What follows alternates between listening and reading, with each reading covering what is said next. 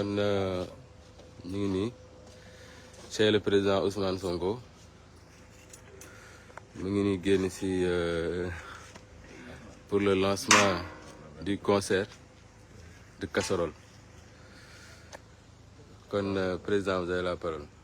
Waaw, je vais m'exprimer en français pour particulièrement clarifier un certain nombre de choses auprès de la communauté internationale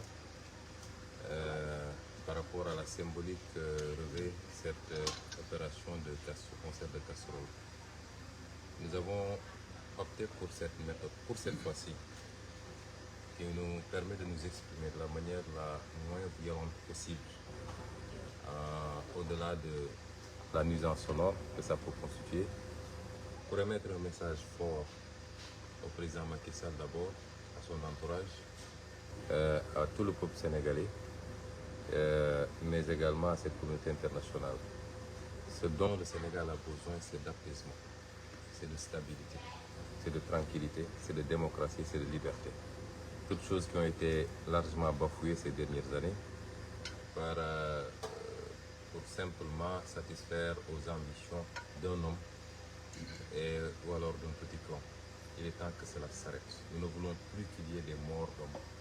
Nous ne voulons plus que des jeunes soient gravement blessés. Nous ne voulons plus que des gens soient arbitrairement emprisonnés, uniquement à cause de leur opinion ou de leur coloration politique.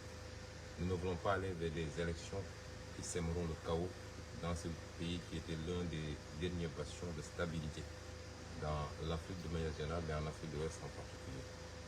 Et c'est pourquoi, malgré l'illégalité qui frappe l'interdiction qui nous a été faite d'organiser aujourd'hui, ce jour-là, notre cérémonie d'investiture de notre candidat pour la prochaine élection, malgré la mesure arbitraire de barricade de notre domicile, vous voyez là-bas encore le stationnement des forces de défense et de sécurité, et les autres sont de l'autre côté, qui dure depuis 1 mois et demi, sans aucune décision judiciaire ni administrative, malgré la persécution au quotidien dont nous souffrons.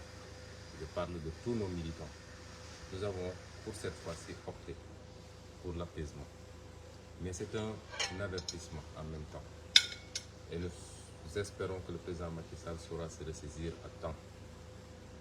Le message que le peuple sénégalais veut lui envoyer et qu'il va envoyer au monde entier aujourd'hui à travers son concert de casserole, c'est un message d'apaisement et de paix. Et pour cela, il faut qu'il libère les détenus politiques. Plus de 700 détenus politiques dans les geôles de Macky Sall, c'est trop. Il faut qu'il libère les détenus politiques. C'est des Sénégalais qui ont des droits. Et certains sont retenus depuis trop longtemps, sans jugement, en violation de toutes les procédures de droit. C'est assez. Il faut qu'il lève ses barricades contre mon domicile. Je suis un leader politique et je crois que je crois mériter d'une certaine adhésion des populations sénégalaises pour justifier qu'on évite certaines choses, parce que la réaction populaire peut toujours déboucher sur l'irréparable, comme ça c'est déjà fait en 2021 et 2023. Il faut que cela s'arrête. Il faut qu'il arrête le complot politico-judiciaire pour empêcher une seule candidature, c'est-à-dire la mienne. L'Assemblée nationale est saisie et je crois doit se réunir le lundi. Et tout ce qui sera voté là-bas doit conclure à une seule chose, bloquer ou éliminer la candidature d'un homme qui s'appelle Ousmane Sonko, et au prix de la réhabilitation de beaucoup d'autres candidats qui aujourd'hui ont fait l'objet de condamnations beaucoup plus sérieuses. Il faut que tout cela cesse. Et c'est ce message-là que les Sénégalais veulent envoyer. Ils ne veulent plus de certaines situations de chaos. Sauf si le président Macky Sall les pousse à bout. Il a terminé ses mandats. Il n'a qu'à aller tranquillement vaquer à ses occupations. Personne ne lui souhaite du mal dans ce pays, mais il faut qu'il arrête de faire du mal aux Sénégalais de manière générale et à son opposition en particulier. Il a fini son mandat, c'est pas à lui de choisir le prochain président du Sénégal. Il peut choisir dans son camp, mais il ne peut pas choisir pour le Sénégal. Et ce que les Sénégalais veulent, fait des élections inclusives avec tous ceux qui remplissent les conditions pour leur permettre de choisir librement et souverainement leur prochain président de la République. Et c'est pourquoi nous faisons aujourd'hui ce concert de casserole. Je le ferai symboliquement pour lancer le ton. Vous voyez que dans mon quartier, c'est presque impossible de l'organiser avec ces barricades qui ne me font pas du mal à moi seul, mais qui en font à mes voisins également qui souffrent à côté de moi. Je me présente mes plus excuses par rapport à cette situation qui dure depuis longtemps. Kon mbokk yi ñu ngi lancé officiellement concert de casserole bi na ko ñëpp topp ku bëgg jàmm ci réew mi rek na ko def parce que su amee doole dina doon message boo xam ne àdduna yëpp dina ko dégg waaye moom mi nga xam ne mooy ndeyu mbill mi te teg fitna ci réew mi dina ko dégg te xam ni Sénégalais yi ànduñoo ak moom ci fu mu bëgg a jëmale réew mi suñu bëggee moytu ëllëg ñu ne xeex amatina ci réew mi bay bakkan rot ci bay nit gaañu ci yu mel nii na ci ñëpp farlu kon ñi ngi invité ñëpp ñu génn def concert de casserole ba riir bi ñu dégg ko fépp kon symboliquement maa ngi lancé mbir mi du caaxaan du po waaye communication la boo xam ne message lañ ci bëgg a génne moo tax ngeen gis ni ma sol lu xonk ci kaw ba si suuf ngeen ko defee ci journée bi yëpp lancé officiellement concert de casserole bi maag ñi nga xam ne tey waa sécurité bi protocole ñi nga xam ne tey ñoom ñoo jot a ñëw expliqué sama kër aywa.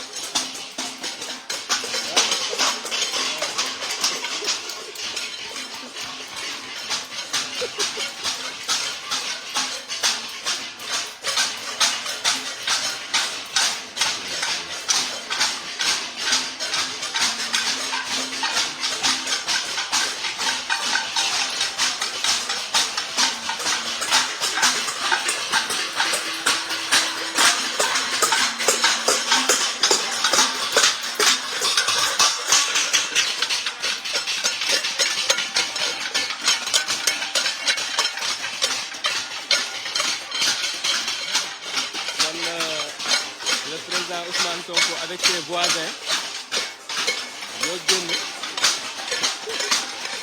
kon ngeen ko gisee xale yi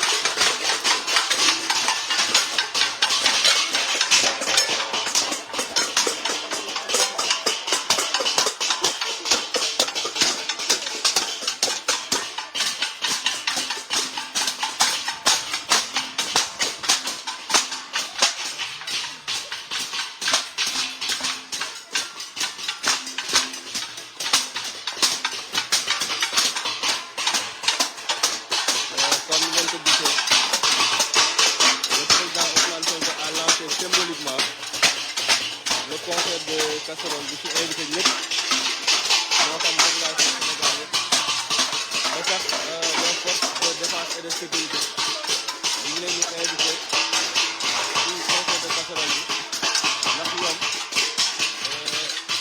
ñoo la gën a bëgg jàpp.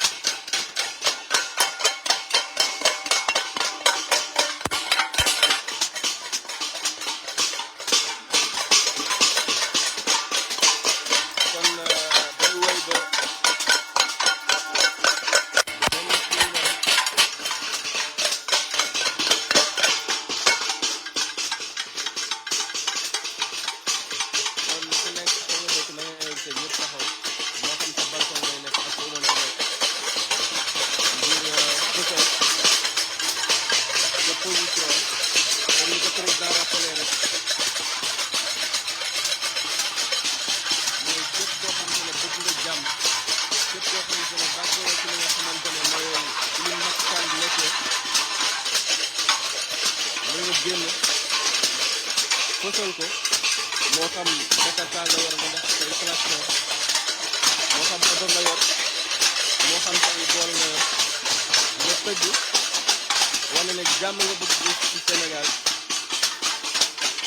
waaye d'accord ci li nga xamante ne moom la le président Macky Sall bëgg doxalee kon lii la woon